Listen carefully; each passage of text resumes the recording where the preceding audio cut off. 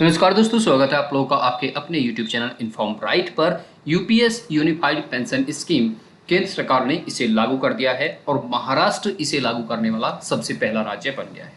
Minimum pension amount 10,000 रुपया है। ये किसके लिए है वो बताएंगे। मैक्सिमम पेंशन कितनी मिलेगी। यूपीएस जो अभी यूनिफाइड पेंशन स्कीम आई है और पुरानी पेंशन दोनों में क्या अंतर है वो आपको बताएंगे। क्या चीज़ आपको करनी पड़ेगी, क्या चीज़ चाहिएगी, वो सारी चीज़ें आपको इसमें बताएंगे। चलिए शुरू करते हैं।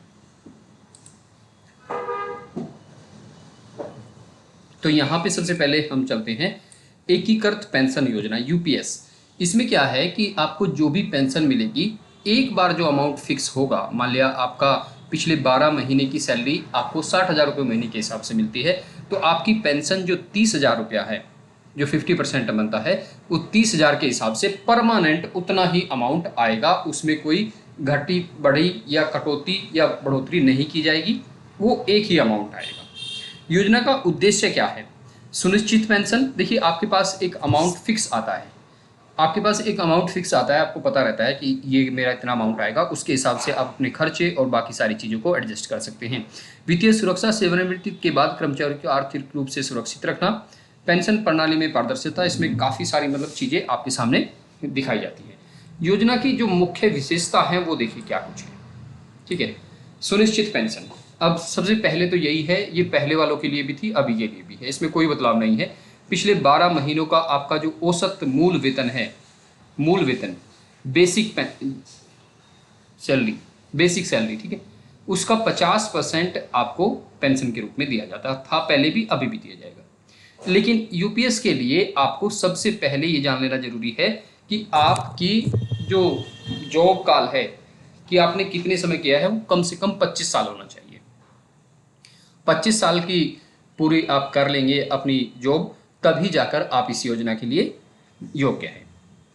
परिवार पेंशन क्या है कि बाई चांस आप, मैं या कोई भी जिसे पेंशन मिल रही है, उसके साथ कोई मिस हैपनिंग हो जाती है, एक्सीडेंट हो जाता है या किसी भी तरह से उसकी मौत हो जाती है, तो परिवार पेंशन के रूप में जितनी उसे पेंशन मिलती थी उसका 60%, मान लिया उसे 10,000 रुपये महीना पेंशन मिलती थी किसी इंसान को, उसके जाने के बाद उसके परिवार को मिलेगा 6,000 रुपया। 60% पेंशन का पैसा उसके परिवार को मिलता रहेगा।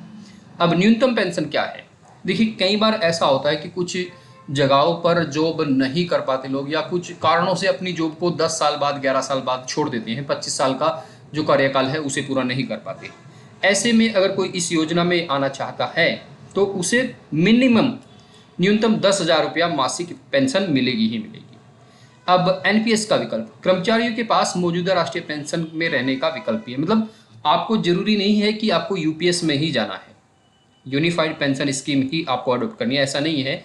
आपको दोनों ऑप्शन मिलेंगे, आप जिसे चूज करेंगे उसी ऑप्शन के हिसाब से आपको पैसा मिलेगा, आपको पेंशन मिलेगी। ध्यान रखिए ये सिर्फ वन टाइम ऑप्शन मिलेगा आपको, ऐसा नहीं है कि पहले आपने एनपीएस को चूज कर लिया, फिर आपने यूपीएस को चूज कर लिया, उसके बाद फिर आपका मन बदल गया कि एनपीएस में जाएंगे, ऐसा नहीं होगा। एक ही बार आपको चूज करने का मौका मिलेगा। चलिए अब दोनों पेंशनों में अंतर दिखा देते हैं आपको क्या है। देखिए ये है हमारी यूपीएस और ये है हमारी राष्ट्रीय पेंशन योजना जो पहली पुरानी चल रही है। सुनिश्चित पेंशन, आपको एक फिक्स्ड अमाउंट मिलेगा। अब ये जो है जिसमें लोग जमा करते हैं, एनपीएस जिसे बोलते हैं, ठीक है, ये बाजार जोखिम में भी इन्वेस्टमेंट किया जाता है, ये पैसा उसके हिसाब से मिलता है, ये कुछ फिक्स नहीं होता कि कितना अमाउंट आएगा। अब योगदान क्या है कि सरकार और कर्मचारी दोनों देते हैं। यहाँ पर कर्मचारी और नियोक्ता, जिस कंपनी में बंदा काम करता है किसी में भी, अधिक निश्चितता, ये बिल्कुल काफ़ी टाइम तक रहेगी। और यहाँ पर इसका क्या फ़ायदा होता है कि आपको ज़्यादा उच्च रिटर्न या ज़्यादा पैसा मिल सकता है। अब कुछ और चीज़ें भी यहाँ पे मैं आपको दिखा देता हूँ। अब यूपीएस के एक सरकारी कर्मचारी पेंशन योजना है, यह उन कर्मचारियों पर लागू होती है जो इस योजना के तहत आते हैं, यानी कि जिनका 25 साल के हो चुके हैं, जिनकी सेवा 25 साल की हो चुकी है, जो 25 साल से जॉब में है। यदि आप एक सरकारी कर्मचारी हैं और आप जानना चाहते हैं कि आप यूपीएस के लिए कैसे आवेदन कर सकते हैं, तो आपको क्या चीज़, आप किस संगठन में कार्यरत हैं, ठीक है, अलग अलग संगठनों के लिए यूपीएस के आवेदन की प्रक्रिया अलग अलग हो सकती है। आपकी नौकरी की प्रकृति कि आप किस पद पे हैं, ऐसा नहीं कि एक बल्कि सबसे हाईएस्ट पद पे है और एक सबसे लोवेस्ट पे, और दोनों को पेंशन बराबर मिलेगी।